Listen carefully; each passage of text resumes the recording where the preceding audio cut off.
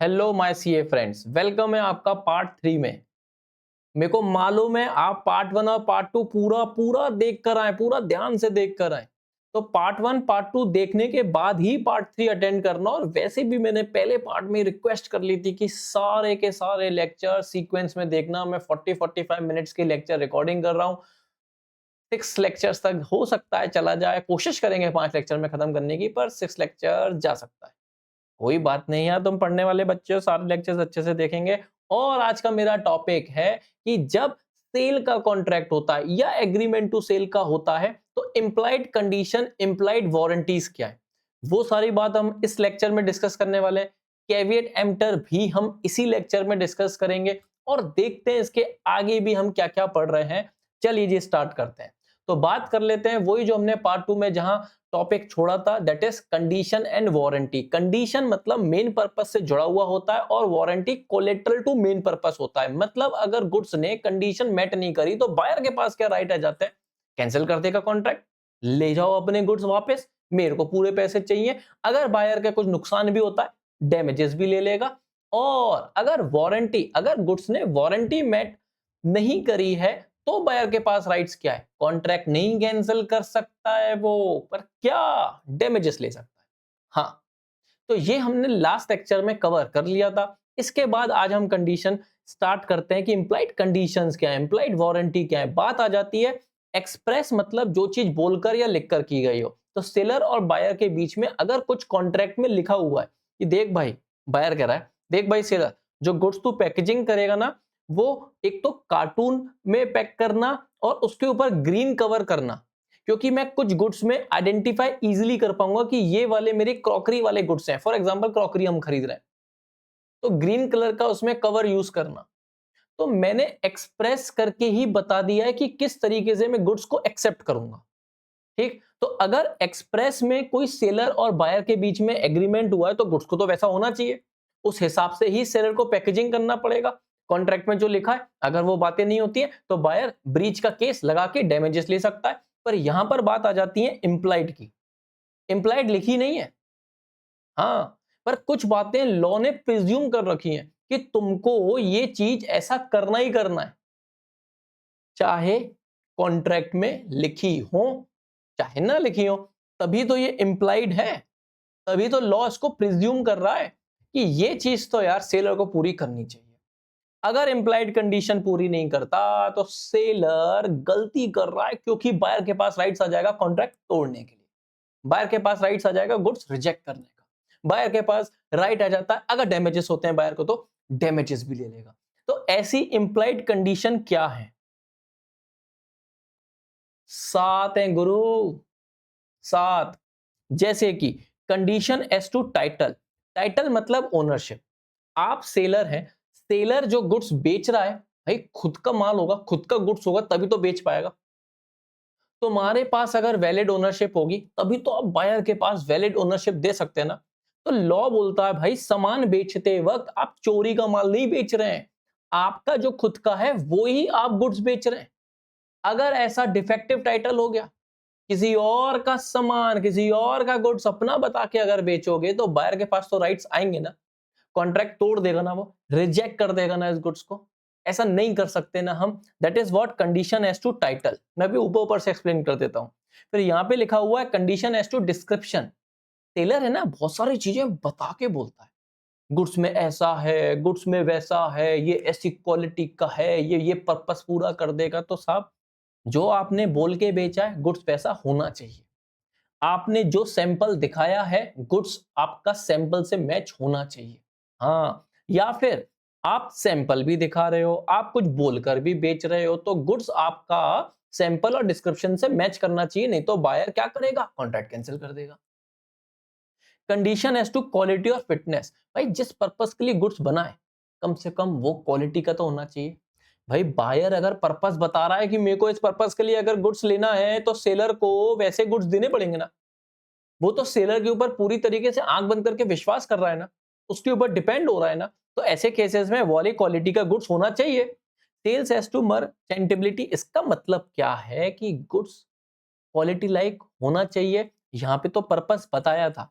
यहां अगर buyer purpose बता रहा है नहीं बता रहा है, तो वो गुड्स उस यूज करने लायक होना चाहिए। डिटेल में अपन समझेंगे, मैं सिर्फ ऊपर ऊपर से बता रहा हूँ। फिर ये होलसमनेस, खाने लायक गुड्स जो होते हैं उसमें ये वाला पॉइंट लगता है, जो ईटेबल गुड्स होते हैं कि वो ईट करने लायक होने चाहिए। देखते हैं, हम बहुत सारे एग्जांपल डिस्कस करेंगे, बट ये हम लोग पढ़ रहे हैं इम्प्लाइड कंडीशन। तो पहली कंडीशन, हाँ जी, पहली कंडीशन हम लोग देख रहे हैं, condition as to title. Section याद करो नहीं करो कोई टेंशन वाली बात नहीं है, नहीं करो। हाँ, उल्टा याद करके भूल गए तो टेंशन वाली बात है। तो कंडीशन एस टू टाइटल में लिखा हुआ है, in every contract of sale the first implied condition on the part of the seller is. अगर सेल का केस है तो भाई सेलर के पास राइट है गुड्स बेचने का। क्यों? क्योंकि सेल करते वक्त तो आप ही को तो वो मालिक मान रहा है, गुड्स तो एग्जिस्टिंग है ना। अगर आप एप्पल के प्रोडक्ट को, ये जो लोगो है, इसको यूज कर रहे हो कोई दूसरा प्रोडक्ट बेचने के लिए, ताकि लोग बाग कंफ्यूज हो जाए, किसी और के राइट्स में आप इंफ्रिंजमेंट कर रहे हो, किसी और प्रोडक्ट के ट्रेडमार्क को आप यूज करके उसको अपना बता के बेच रहे, गलत है ना?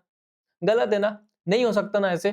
ये मेरे पास अगर मान लो गिरवी पड़ा हुआ है और सामने वाले ने अगर मेरे को पूरा पेमेंट कर दिया, जिस जो भी उधारी होगी, जिस उधारी के कारण वो मेरे पास ये गिरवी रख के गया, अगर उसने मेरे को पेमेंट कर दिया तो मैं उसको ये वापस दूंगा ना। अब मैं ये प्रिज्यूम कर रहा हूं कि सामने वाला मेरे को पेमेंट नहीं देगा, गिरवी किया हुआ प्रोडक्ट मेरा ही होने वाला है, तो क्यों ना मैं इसको बेच दूं। गलत है ना? गलत है ना ये चीज? तो आप अपना ही गुड्स बेच सकते हैं अगर आपके पास बोनाफाइड ओनरशिप है, ट्रू ओनरशिप है, तो ही आप दूसरे को ट्रू ओनर बना सकते हैं।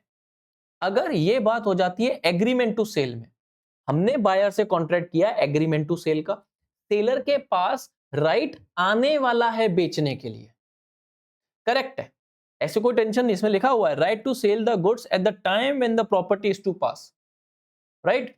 तो ये चीज क्या कहता है कि आप जब गुड्स बेच रहे हैं तो लॉ प्रिज्यूम करता है कि आप वो ही गुड्स बेचें जिसकी टाइटल ओनरशिप आपके पास है। अगर आपने डिफेक्टिव टाइटल या फिर वो गुड्स आपके नहीं थे फिर भी आपने सेल कर दिए, तो बायर के पास राइट्स क्या आ जाएगा? कॉन्ट्रैक्ट कैंसिल करने का। बायर के पास क्या राइट आ जाएगा? गुड्स रिजेक्ट कर देगा और अपना पूरा पैसा ले लेगा। हाँ, दूसरा चीज है सेल बाय डिस्क्रिप्शन। तो contract of sale of goods by description, there is an implied condition that the goods shall correspondence with the description. अगर मैं आपको ये कह रहा हूं, आप मेरे पास टी लीव्स लेने आए, चाय पत्ती लेने आए, और मैं आपको बोल रहा हूं ये जो चाय पत्ती है ना, दाने दाने में स्वाद है, दार्जिलिंग की टी है। तो जब मैं कोई चीज बोल के बेच रहा हूं तो वो गुड्स वैसे होने चाहिए। भाई दार्जिलिंग टी बहुत महंगी है, मतलब उसका नाम है, दार्जिलिंग टी नाम से बिकती है। तो आप अगर कोई चीज को डिस्क्राइब करके बेच रहे हैं तो वैसा डिस्क्रिप्शन जब आप दे रहे हैं कि इसको पियोगे तो आपका टेस्ट इस पर्टिकुलर क्वालिटी में आएगा, मतलब आप बेचते वक्त बहुत सारी बातें बोल रहे हो ताकि बायर उस कॉन्ट्रैक्ट में आ जाए। तो अगर आपने ऐसा बोल के बेचा है ताकि बायर इन्फ्लुएंस होके गुड्स खरीद ले, और वो गुड्स अगर वैसा नहीं होता है जो सेलर ने बोलकर गुड्स बेचा है, डिस्क्राइब जिस हिसाब से किया है, तो फिर बायर के पास राइट आ जाता है कि वो कॉन्ट्रैक्ट को रिजेक्ट कर सकता है। ठीक है, अब जैसे इस एग्जांपल में लिखा हुआ है कि a ship was contracted to be sold as copper fastened vessel but actually it was only partly copper. मतलब आप एक प्रोडक्ट में बोल रहे हैं साहब इसमें 100% कॉपर यूज है, डूबेगी ही नहीं, बेहतरीन मटेरियल यूज हुआ है इसमें, जबकि जब आप उसको परचेज कर लेते हैं, यूज करते हैं, तो उसमें उस टाइप का मटेरियल नहीं लगा था। मैं अगर आपको फ्रूट्स बेचने का कॉन्ट्रैक्ट कर रहा हूं और मैं बोल रहा हूं इस बॉक्स में कम से कम 30 पीस निकलेंगे, आप तो ले जाओ। अब आप हर बॉक्स खोल के गिनोगे तो नहीं ना, आप ले गए।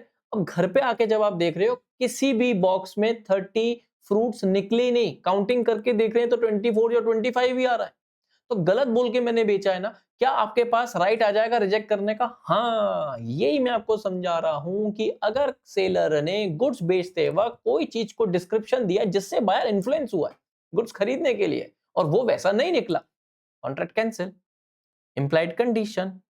फिर आ जाता है कि जो वो आपको सैंपल दिखा रहा है, तो गुड्स आपका उस सैंपल से रिप्रेजेंट होना चाहिए। आप गए, आपने सेलर से बोला मेरे को बासमती चावल चाहिए, जो 150 केजी पर रेट के आ रहे हैं ना, जिसके दाने दाने में स्वाद है साहब, लंबे लंबे उसके राइस के दाने हैं, वो मेरे को। उसने सैंपल दिखाया, अरे सर आप बिल्कुल सही जगह हैं, ये देखो क्या चावल है, आहा, मजे आ जाएंगे आपको खा के। अब आप सैंपल देख के इंप्रेस हो गए, आपने बोला ठीक है 30 केजी पैक कर दो, आप लेकर गए और आपने क्या देखा, जो सैंपल दिखाया था वैसा तो क्वांटिटी जो मैंने लॉट खरीदा है मैच ही नहीं हो रहा है। तो क्या बायर के पास राइट आ जाएगा गुड्स वापस करने का? हाँ, आ गया। तो bulk shall correspond with the sample in quality. तो जो आपको सैंपल दिखाया है, जो आपको बल्क बेचा है, वो आपस में मैच करना चाहिए। Buyer shall have a reasonable opportunity. भाई बायर को सैंपल जो दिखाया है उससे अपॉर्चुनिटी तो दे दो उसको कंपेयर करने का, तभी तो वो बोल पाएगा। Good shall be free from any latent defect that is hidden defect. अब जब सैंपल दिखाया तो दाने पूरे साबुत थे, जब आपने बल्क में परचेज कर लिया तो देख रहे हो अंदर से दाने सब टूटे टूटे हैं, कच्चे आधे दाने, ये क्या दिक्कत है? ठीक है जी। तो ऐसे केसेस में अगर सैंपल आपका रिप्रेजेंट नहीं कर रहा है, आपने जो खरीद लिया है बल्क क्वांटिटी, तो आपके पास राइट आता है इंप्लाइड कंडीशन के अकॉर्डिंग कॉन्ट्रैक्ट को कैंसिल करके गुड्स वापस करने का। अब तो सेलर ने हद ही कर दी, बोल भी रहा है, सैंपल भी दिखा रहा है। अब गुड्स जो सैंपल दिखाया है उससे मैच कर गया, पर जो जो उसने वादे बोले थे उससे मैच नहीं किया, या फिर जो जो उसने बोला था वो वैसा गुड्स हो रहा है पर सैंपल से मैच नहीं कर रहा है। तो आप इस केस में दोनों चीजें देखेंगे, इस वाले केस में sale by sample as well as by description. तो bulk of the goods supplied shall correspond in both with the sample and the description in case the goods corresponding with the sample but do not tally with the description or vice versa। वो एक चीज से match कर रहे हैं, तो इस case में भी बायर कॉन्ट्रैक्ट को रेप्यूडिएट कर सकता है। एग्जांपल देखें, चाहे A agreed with B to sell certain oil described as a refined sunflower oil warranted only equal to sample. तो अब आपको ऑयल बेचते वक्त बड़ी तारीफ कर दी, सनफ्लावर ब्रांड का है ये, उस कैटेगरी का है, आप लेके भी गए, डिस्क्रिप्शन भी दिखाया, सैंपल भी दिखाया, पर goods tendered were equal to sample but contain a mixture of hemp oil. आहा, लो क्वालिटी का ऑयल मिक्स करके दे दिया नालायक ने। तो बायर क्या करेगा? रिजेक्ट कर देगा गुड्स को। अब अपन आगे देख लेते हैं, जो इधर लिखा हुआ है ये सबसे इंपॉर्टेंट पॉइंट है। इस पर काफी बार क्वेश्चन आता है कि goods condition as to quality और फिटनेस। मतलब वैसे तो देखो क्वालिटी की है ना, कोई गारंटी सेलर देता नहीं है। सेलर कोई गारंटी तो पेटेंट ब्रांड नेम अगर उनके नाम से अपन खरीद रहे हैं, बड़ी बड़ी कंपनी के नाम से अपन अगर गुड्स खरीद रहे हैं, तो उनकी तरफ से गारंटी होता है। भाई रिटेलर दुकान वाला क्या गारंटी देगा?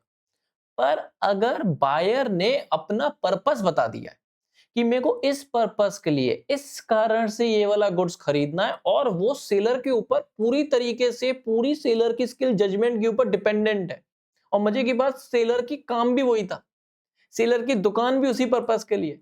तो अगर आप अपना पर्पस बता रहे हैं सेलर को, सेलर का काम भी वही था, और हम सेलर के ऊपर पूरी तरीके से डिपेंड हो रहे हैं कि सेलर साहब जो आप जैसा गुड्स दोगे हम तो वैसे ही लेंगे, बस हमारा इस पर्पस के लिए होना चाहिए। इसके बावजूद भी अगर गुड्स वैसा नहीं निकलता है, तो इस कारण से बायर सेलर के ऊपर केस कर सकता है। The goods supplied shall be reasonably fit for the purpose for which the buyer wants them, provided the stated condition as to quality or fitness are fulfilled। तो देखो इसमें 3 कंडीशन आपको ध्यान रखनी है, इस 3 कंडीशन को पेपर में आपको लिख के आना पड़ेगा। Buyer should have made known to the seller the particular purpose for which goods are required। भाई आपने पर्पस बता दिया कि सर जो हम चेयर ले जा रहे हैं, सर ये जो हम एसी ले जा रहे हैं हमें इस रूम में लगाना है, ये जो चेयर हम ले जा रहे हैं इसमें इतने वेट का बंदा बैठेगा, ये जो मैं कैमरा ले जा रहा हूं मेरे को इतने डिस्टेंस से शूट करना है। तो ये सारे पर्पस आप बता रहे हो, ये मैं अलग अलग एग्जांपल दे दिया हूं। The buyer should rely on the skills and judgment of seller. और बायर सेलर के जजमेंट पे डिपेंड है। भाई सेलर इतना साल पुराना दुकान खोल के बैठा है तो भाई सही चीज ही देगा, अपन ऐसा सोच रहे हैं, और अपन ने बोल भी दिया है भाई साहब आप बताओ सबसे अच्छा आइटम कौन सा इनमें से। The goods must be of description dealt in by the seller weather he be a manufacturer और नॉट। और जो सेलर है जिसको हमने डिस्क्रिप्शन दे दिया है, मतलब जो सेलर है वो उसी काम को डील करता है, या तो ट्रेड करता है या उसी चीज का मैन्युफैक्चरर है। और वैसा अगर गुड्स नहीं होता, बस फिर क्या है, बायर स्यू कर देगा। ठीक है ना। अब जैसे इसमें लिखा हुआ है, A bought a set of false teeth, नकली दांत जो होते हैं वो डेंटिस्ट से खरीद के लाया, but the set was not fit for his mouth. Fit ही नहीं हो पा रहा है मुंह में, खाना कैसे खाएंगे हम, देखो और भद्दे से रहे हैं, बिल्कुल बेकार से दिख रहे हैं। तो ऐसे केसेस में हम डेंटिस्ट से बोलेंगे, ले भाई अपने नकली टीथ वापस रख, मेरे को मेरे पूरे पैसे दे, क्योंकि वो उस फिटनेस का नहीं है। मान लो आप कोई ऐसी ड्रेस खरीद रहे हो, ऐसा कोट खरीद रहे हो, विंटर कोट खरीद रहे हो, और आपने जैसे ही उसको पहना 1-2 घंटे बाद आपके स्किन में रैशेस हो रहे हैं, तो क्या आप वो कोट, वो ड्रेस वापस कर सकते हो? हाँ, कर सकते हो। वो क्वालिटी उस क्वालिटी का है ही नहीं। पर अगर आपकी स्किन ही सेंसिटिव है, हाँ, आपकी स्किन ही खराब है, आपको उल्टा कॉटन वाले कपड़े, लूज वाले लिनन वाले कपड़े ही लगते हैं, वही सही रहते हैं, उससे आपकी स्किन सेफ रहती है, प्रोटेक्टेड रहती है। फिर भी आपने हैवी लोडेड हीटेड वाले साफ कोट खरीद लिए, इसलिए आपको स्किन डिजीज हो गई, तो आप वापस नहीं कर सकते। हाँ भाई, नॉर्मल स्किन है, फिर भी आप जो ड्रेस खरीद रहे हो, कोट खरीद रहे हो, उससे आपको स्किन इन्फेक्शन हो गया, तो आप वापस कर सकते हो। ठीक है, तो इस पर ऐसे क्वेश्चन आ जाते हैं। आपको ये 3 कंडीशन याद रखनी है, तभी आप इस सेक्शन का केस आप सामने वाले के पास लगा पाएंगे, राइट।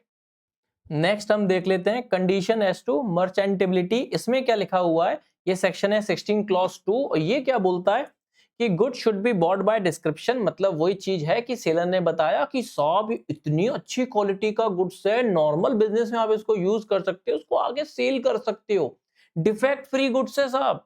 सेलर इतनी सारी बातें, मतलब गुड्स सच में ऐसा होना चाहिए, right. And the seller should be a dealer in goods of that description, और सेलर उसी चीज में डील करता भी था। देखो ऊपर वाले में बायर अपना पर्पस बता रहा है, इसमें बायर पर्पस नहीं बता रहा है। भाई हम चेयर की दुकान पे जा रहे हैं, चेयर क्या के लिए खरीदते होंगे, बैठने के लिए ना, तो सही होनी चाहिए ना, बैठने लायक होनी चाहिए ना, बैठते ही साहब गिर गए। और फिर क्या ये मर्चेंटेबिलिटी है, क्या इसको प्रॉपर यूज कर सकते हैं? अगर हम बच्चे के लिए टॉय लेने गए हैं, वो टॉय ऐसा था जैसे उस पे बैठ के बच्चा साहब चल रहा है, आहा राइड ले रहा है, और बैठते ही टूट जा रहा है, वो नहीं है ना। हाँ, अगर बड़ा बेबी उसमें बैठ रहा है मेरी तरह 38 इयर्स का, तो टूटेगा ही। पर अगर वो यूज करने लायक है 6 to 7 इयर्स के लिए, तो वो 6 to 7 इयर्स वाला ही चाइल्ड बैठ रहा है उस पर, तो भी वो टूट जा रहा है। नॉर्मल वेट है, ओवर वेट भी नहीं है, राइट। तो ऐसे केसेस में बायर रिजेक्ट कर सकता है कि गुड्स यूज करने लायक ही नहीं था, नॉर्मल कंडीशन में वो था ही नहीं, आपने नॉर्मल कंडीशन में यूज किया तो भी नहीं हो रहा है। पर याद रखना ये वाला केस कब नहीं लगेगा, जब बायर ने एग्जामिन करके लिया था। भाई दुकान पे ही उसने उस टॉय पे बेबी को बिठाया, पूरी दुकान का रास्ता घुमा दिया, उसके बाद उस वक्त तो वो सही चल रहा था। अब घर पे जाके तुमने पता नहीं ऐसा क्या किया, टूट गया साहब वो खिलौना, उल्टा बच्चे को लग और गई। तो ऐसे केसेस में सेलर होना लायबल है, आपने एग्जामिन करके ही तो लिया था। तो defects which such examination ought to have revealed, और अगर आपको एग्जामिन करने के बाद भी वो डिफेक्ट नहीं दिखा और घर जाते ही दिख गया, तो सेलर ऐसे केसेस में थोड़ा वापस ले लेगा गुड्स को। वो तो कहेगा साहब आपने तो देख के लिया था, ये तो आपकी जिम्मेदारी है, अब हमें क्या पता आपने घर पे कैसे यूज किए। आ रही बात समझ में? अब जैसे आप मान लो हीटर खरीदने गए, गीजर खरीदने गए, गर्म पानी, अब गर्म पानी क्या दुकान भी करके देखोगे, नहाओगे क्या वहां पे? नहीं, आपने पैकेट देखा, आप लेके गए, पर वो उस क्वालिटी का नहीं निकला साहब, उसके नट्स ही ढीले हैं, असेंबल्ड ही सही अच्छे तरीके से नहीं किया हुआ है, पानी लीक कर रहा है, तो क्या वो मर्चेंटेबल क्वालिटी का है? नॉर्मली आप उसको यूज कर पा रहे हो? नहीं कर पा रहे ना, आप वापस ही करोगे ना। फिर आ रहा है कि गुड्स है ना, ईटेबल अगर गुड्स ले रहे हो तो वो खाने लायक होना चाहिए। ये आपने मिठाई खरीदी, आहा बेकार स्मेल आ रही है, छी छी छी, वापस कर दो। ये आपने मिल्क खरीदा, बनाएंगे चाय, बनाएंगे कॉफी, बीमार हो गए, तो खाने लायक था ही नहीं वो गुड्स। ऐसे केसेस में भी सेलर लायबल है।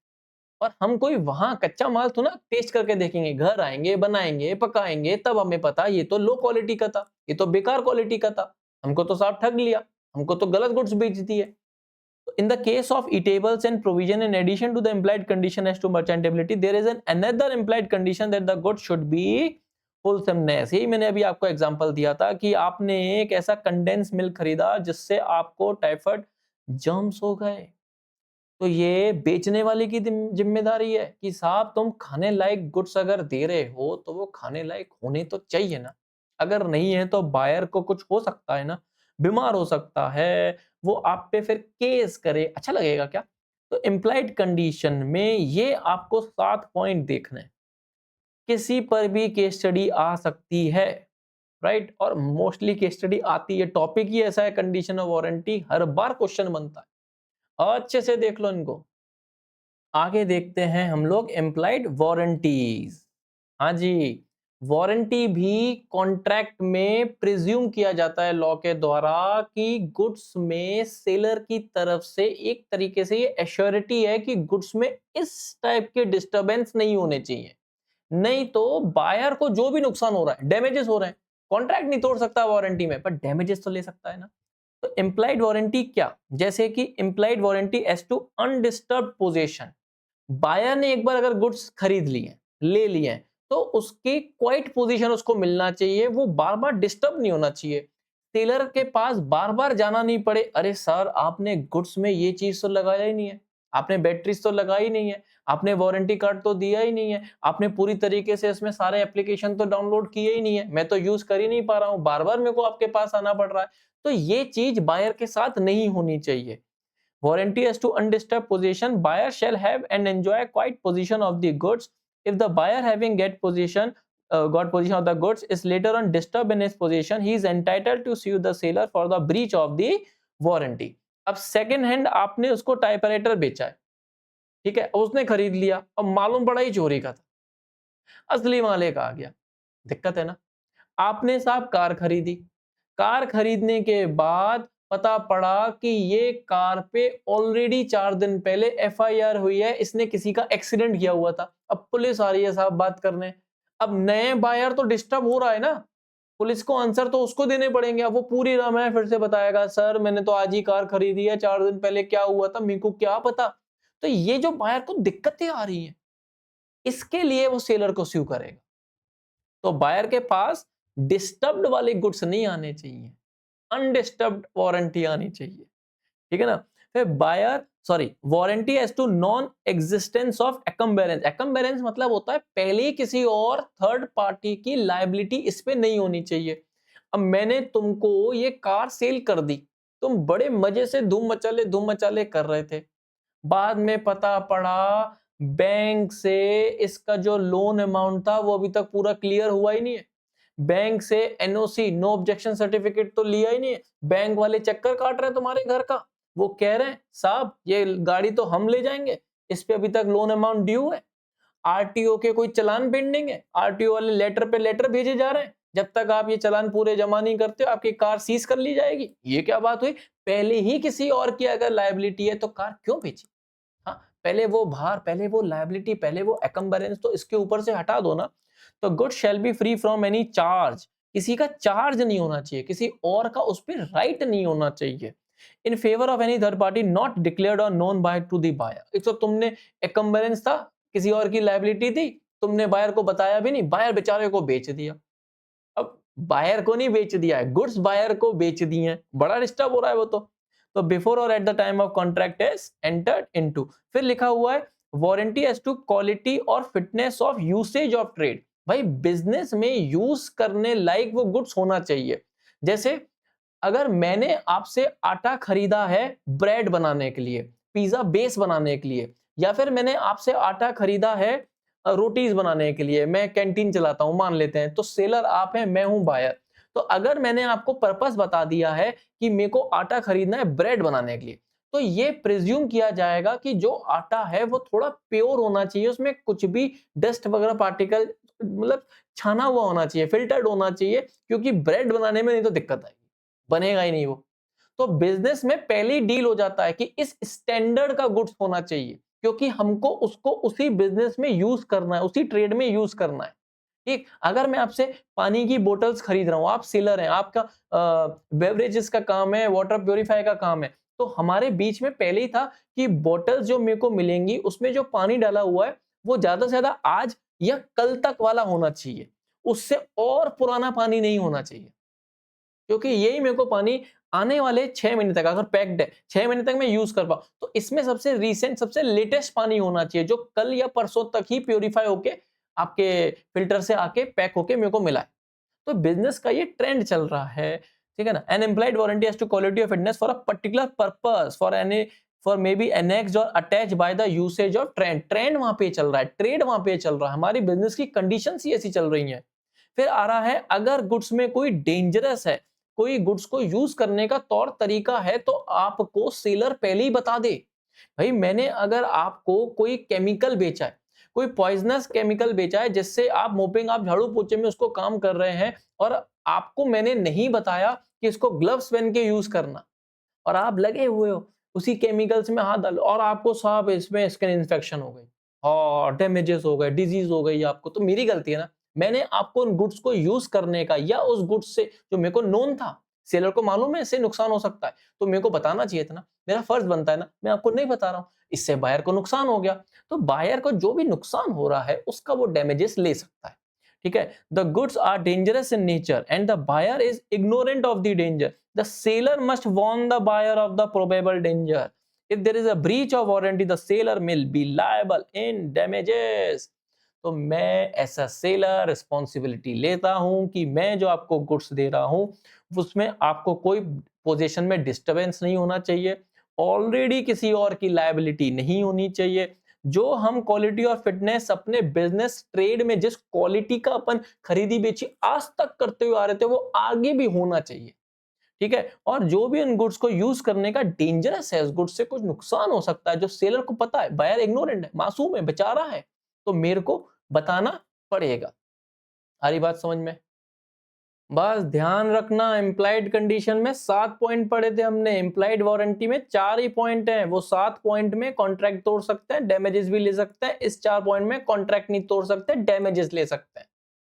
याद हो गए ना? हो गए ना? मानते कि नहीं मानते? नेक्स्ट टॉपिक है, ये भी बड़ा इंपॉर्टेंट है, कैविएट एम्प्टर सेक्शन नंबर 16।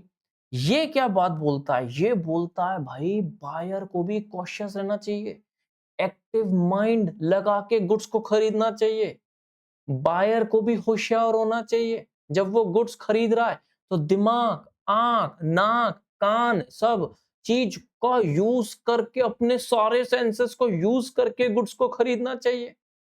अगर बायर ही कॉशियस नहीं है, बायर ही समझदार नहीं है, बेवकूफ है, दिख रहा है उसको डिफेक्ट है तो भी गुड्स को ले रहा है, एग्जामिन करने के बाद भी गुड्स को ले रहा है, या एग्जामिन करना चाहिए था फिर भी नहीं कर रहा है, तो ऐसे में बायर की गलती है ना।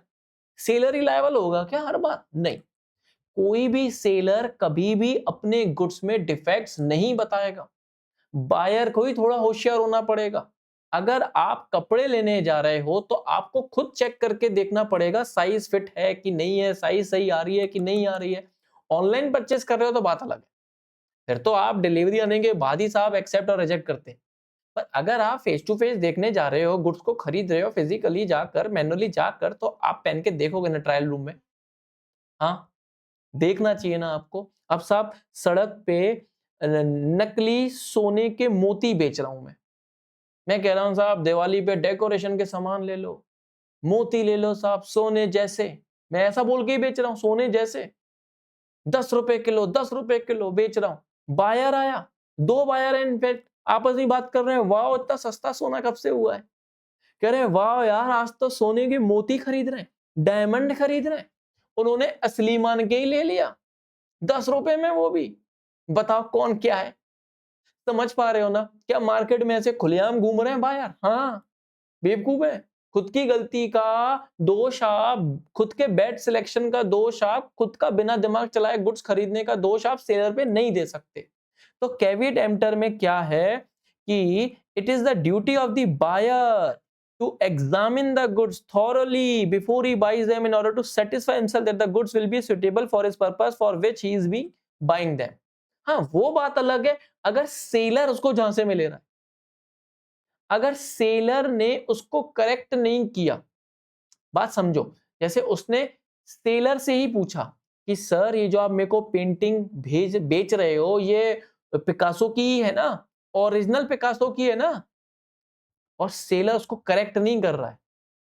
हाँ हाँ सर वही है, मानो आप सस्ती इसलिए दे रहे हैं क्योंकि मेरे को पैसों की जरूरत है, इसलिए हम सस्ती दे रहे हैं। 5 लाख की पेंटिंग आपको मात्र 5,000 में दे रहे हैं, ले जाओ, ओरिजिनल है। यहां पर सेलर गलती कर रहा है, यहां पर गलती कर रहा है, ठीक है ना। ऐसे केसेस में आप सेलर पे ही लायबल करवाओगे। भाई सेलर ने गुड्स का अगर डिस्क्रिप्शन दिया है और फिर भी मैच नहीं हुआ, सेलर अगर गुड्स का सैंपल दिखा रहा है और फिर भी गुड्स सैंपल से मैच नहीं हुआ, अगर सेलर किसी पेटेंट या ब्रांड नेम में गुड्स बेच रहा है, या सेलर कोई फैक्ट वाली बात को कंसील कर रहा है, ब्रीच कर रहा है, फ्रॉड कर रहा है, मिसरिप्रेजेंट कर रहा है, जानबूझ करके बायर को ठगने की कोशिश कर रहा है, तो सेलर लायबल है। बायर फिर ऐसे में तो मासूम माना जाएगा। हरी बात समझ में। और हमने ये भी देखा था कि बायर ने अगर वो 3 कंडीशन कर ली है, 3 कंडीशन क्या, अभी जस्ट ऊपर पढ़कर आए थे, अपना पर्पस बता दिया, स्किल्स और जजमेंट सेलर के ऊपर वो डिपेंड हो गया कि सेलर जो गुड्स देगा, जैसे गुड्स सिलेक्ट करेगा वही बेस्ट होगा उसके लिए। और तीसरी कंडीशन क्या थी कि सेलर ने जो डिस्क्रिप्शन वाले गुड्स दिए हैं वो उसमें डील करता है। तो ऐसे केसेस में तो सेलर ही लायबल होगा ना। तो कैविट एम्प्टर क्या बोलता है कि वैसे तो बायर को माइंड अप्लाई करके गुड्स खरीदना चाहिए, अगर उसकी बैड सिलेक्शन है तो ऐसे केसेस में वो सेलर को लायबल नहीं करवा सकता। मतलब डॉक्ट्राइन ऑफ कैविएट एम्प्टर के अकॉर्डिंग बायर लायबल है। बायर के बैड सिलेक्शन के कारण बायर ने बिना दिमाग लगाए अगर गुड्स खरीद लिए तो बायर लायबल है। वो एग्जामिन करता तो शायद पकड़ लेता गलती, वो उसको चेक करके लेना चाहिए, उसने नहीं किया, तो ऐसे केसेस में बायर लायबल है। पर हाँ पर ये डॉक्ट्राइन कब नहीं लगेगा, जब वही 3 कंडीशन बायर ने सेलर को बताया था, अब तो सेलर की गलती है, अब बायर लायबल नहीं होगा। या फिर एक्सेप्शंस क्या है इस डॉक्ट्राइन के, वही बातें हैं, अब भी जस्ट पढ़ा के लाया हूं कि मर्चेंटेबल क्वालिटी का नहीं था, जिस पर्पस को बताया था वो पर्पस में यूज नहीं हुआ, पेटेंट ब्रांड नेम में खरीदा है, तो साहब सेलर क्या गलती करोगे, आप तो उस कंपनी को केस करो ना, उस कंपनी ने बोला था पैराशूट ऑयल लगाओगे तो बाल आ जाएंगे, आए क्या, नहीं आए ना। या फिर जो चीज बोल के बेची थी वैसा गुड्स होना चाहिए, मर्चेंटेबल क्वालिटी, सैंपल दिखाया था, सैंपल और डिस्क्रिप्शन से किया था, ट्रेड यूसेज के बीच में था, वो आटा वैसा नहीं निकला जिससे प्रॉपर ब्रेड बन पाए। या फिर सेलर ने कोई चीज को एक्टिवली कंसील किया है, या फिर सेलर फ्रॉडी था, फ्रॉड कर रहा था। ऐसे केस में बायर बेचारा एग्जामिन कर भी लेता, अपना रीजनेबल दिमाग लगा भी लेता, सेलर तो चोर है ना, वो तो साफ गड़बड़ कर ही रहा है।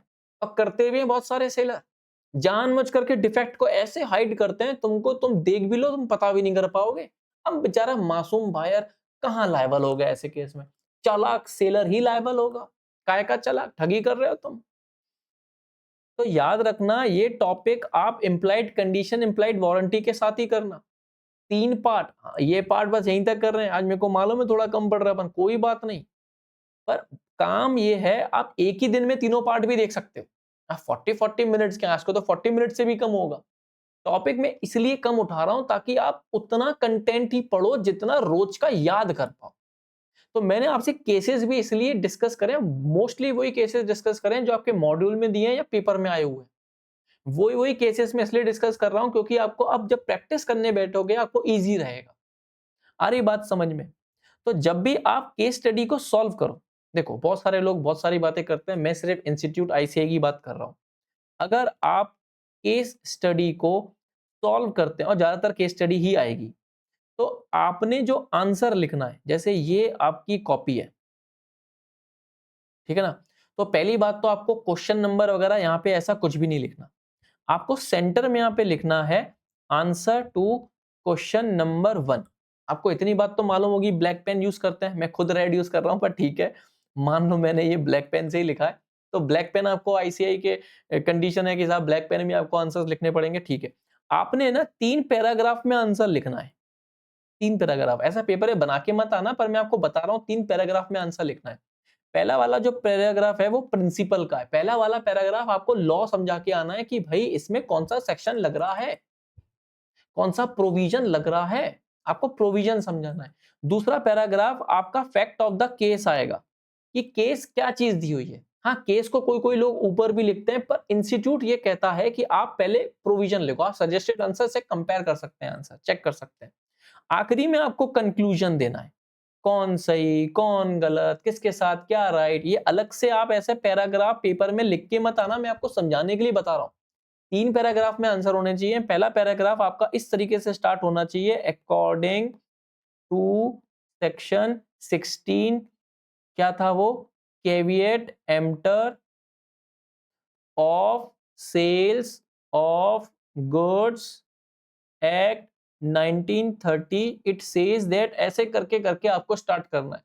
तो अगर आपका सेक्शन नंबर 16 लग रहा है या 2 सेक्शन लग रहे हैं, आपको यहां पे लिखना है। सर अगर सेक्शन याद नहीं है तो हम क्या करेंगे, तो सेक्शन की जगह हम यहाँ पे वर्ड लिख देंगे अकॉर्डिंग टू प्रिस्क्राइब्ड प्रोविजन।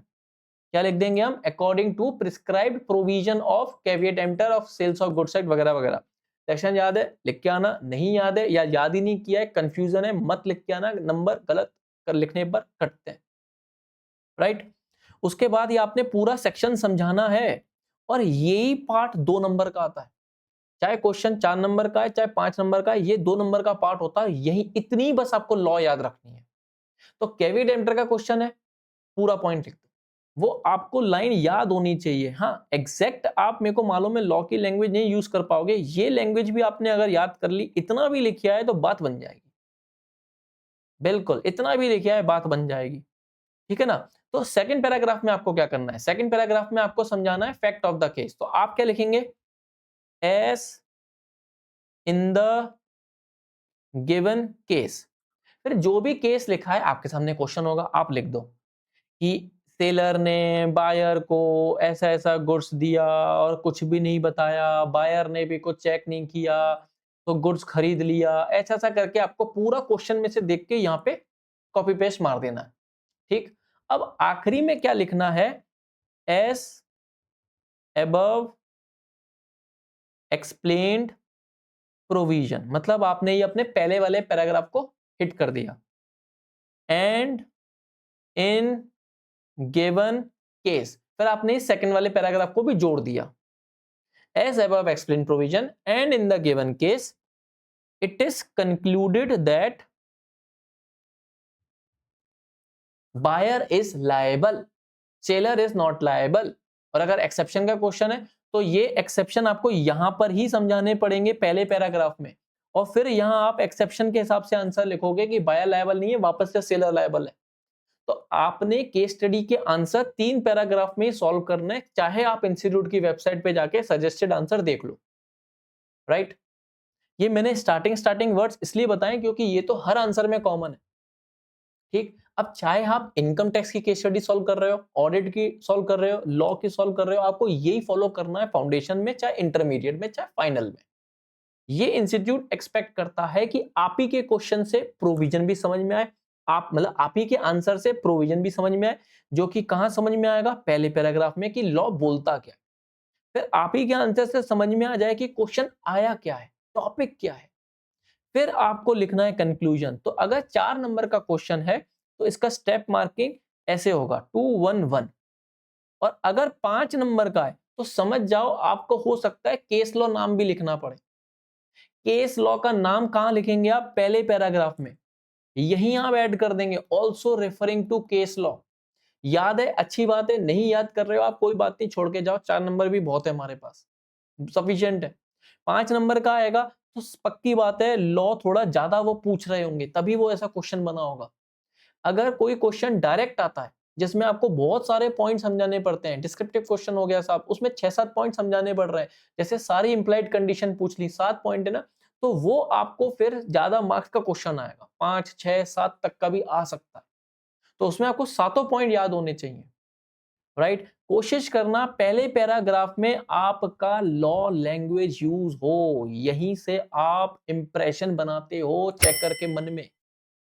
आ रही बात समझ में, सेक्शन याद है, करेक्ट याद है तो लिख कर आओ और अच्छा इंप्रेशन बनेगा। छोटी मोटी गलतियां फिर वो आपकी इग्नोर कर देगा, ठीक। हर फ्रेश आंसर फ्रेश पेज में ही लिखना, इंस्टीट्यूट की कॉपीज वेस्ट हो रही है ना, पेजेस वेस्ट हो रहे हैं ना। और स्टार्टिंग में ही ऐसा लिखना आंसर टू क्वेश्चन नंबर, यहाँ कोने पर में हम लोग लिख देते हैं क्वेश्चन नंबर 1 वगैरह, ऐसा नहीं करने का है, राइट। तो आई होप आपको आंसर लिखने का तरीका भी थोड़ा थोड़ा पता पड़ गया हो, पर प्रैक्टिस करना, आंसर लिख के देखना, ऑडिट मत कर लेना, ऐसे क्वेश्चन देख लिया 2 मिनट मन में इसका आंसर सोचा, फिर तुरंत आपने आंसर भी देख लिया। अरे इतने लेजी मत बनो, लिख के देखो, प्रैक्टिस करो, कितना टाइम ले रहा है, क्या हो रहा है, फिर आप जो आपने जो लिखा है वो फिर कंपेयर करो, राइट? इस तरीके से ही लॉ में अच्छे नंबर आ सकते हैं, और कोई तरीका ही नहीं है। और लॉ रिवीजन सबसे ज्यादा मांगता है, क्योंकि इसी को आपको दिमाग में स्टोर करने में सबसे ज्यादा दिक्कत होती है। लॉ ही आपको फाउंडेशन से इंटर आने में रोक सकता है। हाँ, आप लिख के प्रैक्टिस करो, और रिवीजन कम से कम पेपर से पहले 8 से 9 बार हो जाना चाहिए। सही सुन रहे हो आप लोग, 8 से 9 बार, तभी जाके ये लैंग्वेज आपको घुटेगी। हाँ जी। चलिए मिलते हैं पार्ट 4 में। अभी पार्ट 3 था, पार्ट 4 आएगा, 5 आएगा, 6 आएगा, तो कोई बात नहीं। ऐसा मत सोचना कि सर वन शॉट नहीं ले रहे हैं, कोई जरूरत नहीं है। शॉर्ट पढ़ोगे, शॉर्ट याद रखोगे, शॉर्ट ही लिख के आओगे, और शॉर्ट से ही नंबर आएंगे, शॉर्ट से ही सक्सेस हो जाएगी, और दिमाग शॉर्ट हो जाएगा। लॉन्ग चीज ही देखो, ठीक है? चलिए, ख्याल रखो खुद का, और माँ बाप का बहुत ज्यादा ख्याल रखो। जय श्री राम।